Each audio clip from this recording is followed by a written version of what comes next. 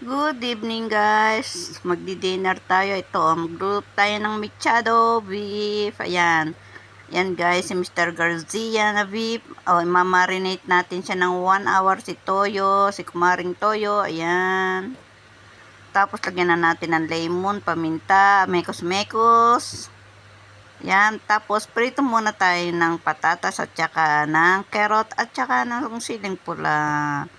Ayan guys, tapos prituhin natin ang beef para mas masarap. Ayan, maggisa na tayo ng sibuyas, bawang, kamatis, and then tomato paste.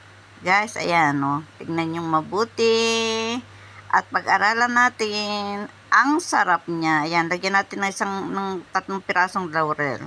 Tapos, wait natin ng 15 minutes or half hour para malambot na malambot ang karne.